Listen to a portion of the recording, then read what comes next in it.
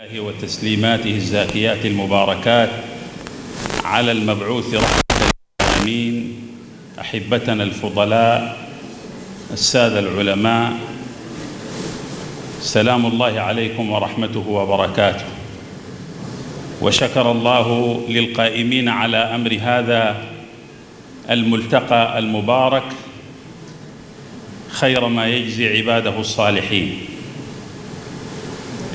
النصرة منهج إيجابي بناء لا يعتمل ويعتمد ردة الفعل، وإنما يقوم على سعة المفهوم وتكامل المنهج وشمول العطاء وسعة الأدوار، ويقوم كذلك على المبادرة والمبادئة بالفعل الإيجابي البناء. إن الإساءة قد تقع من العدو الظاهر وقد تقع من العدو المستتر، وأخطر إساءة هي التي تقع من بين جنبات أمة الإجابة قبل أمة الدعوة. إن سوء الفهم لمقاصد هديه صلى الله عليه وسلم يقع من باب الصد عن سبيل الله، وإن سوء التنزيل لهدي نبينا صلى الله عليه وسلم باختلالات في الواقع يكون من باب الصد عن سبيل الله. لذلك أرى أن نوسع مفهوم النصرة، وهي كلمة وردت في القرآن الكريم في أكثر من 70 موضعاً بسياقات بنائية شاملة ضمن المنظور الحضاري الكلي في نسقه العام للأمة المسلمة. ولذلك يتوجب علينا أن نسعى بالنصرة في محورين: محور أمة الإجابة ومحور أمة الدعوة على السواء.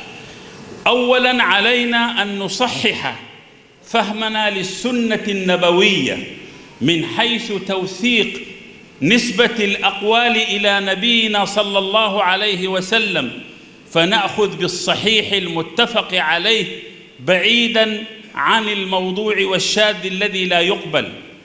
إذا صحت النسبة إلى نبينا صلى الله عليه وسلم فيتعين علينا صحة الفهم لمراده عليه الصلاة والسلام، ثم من بعد التأصيل نتوجه إلى عالم التنزيل فنحسن التنزيل لهديه صلى الله عليه وسلم في مساحات كثيرة. إن اليوم ونحن نشكو هذه التوجهات الصادرة من الغرب، ولا نعمم، لأن القرآن علمنا في الهدي ليسوا سواء. الغرب هنالك نتحدث عن الغرب الشعوب، وهي مجهلة بفعل الترسانة الإعلامية التي شوهت حقائق هذا الدين العظيم والنبي الكريم. وهذا يستدعي وقفة جادة في أن رسالة البلاغ من قبل أمة الإجابة فيها شيء من التقاصر، وإنما يستدعي ذلك منا بذل جهد مضاعف. الأمر الثاني: إن تصحيح كثير من المفاهيم المختلة في السنة النبوية. إننا نشاهد اليوم هجمة على السنة النبوية ممن ينتسبون إلى الإسلام، التشكيك في السنة النبوية في كونها وحياً من عند الله عز وجل، والتشكيك في السنة النبوية من حيث أنها تمثل مع القرآن الكريم وإنهما لن يتفرقا حتى يردا علي الحوض. كذلك التشكيك في السنة النبوية من حيث الرواه، وهم الصحابة الذين شهد الله بعدالتهم وبصدقهم، وهم نقلة القرآن إلينا ونقلة السنة إلينا نقل التواتر جيلاً عن جيل. يتعرض مقام الصحابة إلى التشكيك والتوهين، وكذلك التشكيك في البخاري ومسلم وأئمة الحديث وأعلام الأمة. كل هؤلاء تحدثوا في سياق هذا التضعيف من كيان السنة النبوي ومن جنابه عليه الصلاة والسلام. إذن ينبغي علينا التصدي الواعي بتصحيح المفاهيم في عالم التأصيل وبتصحيح المفاهيم في عالم التنزيل، وأن نجعل من مفهوم النصرة مفهوما واسعا بنائيا. وإن أكثر ما يصد الناس عن سبيل الله من أمة الإجابة هو أننا ندعو إلى قيم على صعيد النظر، لكننا نباينها على صعيد الممارسة والعمل والتطبيق والتمثيل. إذا نصبوا للقول قالوا فأحسنوا، ولكن حسن القول خالفه الفعل، وذموا لنا الدنيا وهم يرضعونها أفاويق حتى ما يدر لها ثعل. انتهت كلمة رسول الله صلى الله عليه وسلم الجامعة المانعة التي لخصها في قوله: إنما بعثت لأتمم مكارم الأخلاق.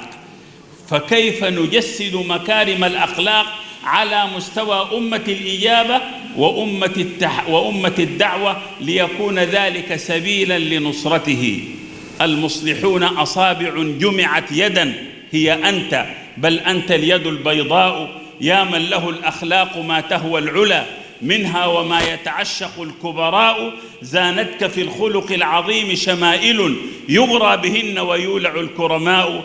فإذا سخوت بلغت بالجود المدى وفعلت ما لا تفعل الأنواء. وإذا أخذت العهد أو أعطيته فجميع عهدك ذمة ووفاء. وإذا رحمت فأنت أم أو أب، هذان في الدنيا هما الرحماء. وإذا أخذت العهد أو أعطيته فجميع عهدك ذمة ووفاء. وإذا خطبت فللمنابر هزة تعر الندي وللقلوب بكاء. يا من له عز الشفاعة وحده وهو المنزه ما له شفعاء. عرش القيامة أنت تحت لوائه، والحوض أنت حياله السقاء. والسلام عليكم ورحمة الله وبركاته.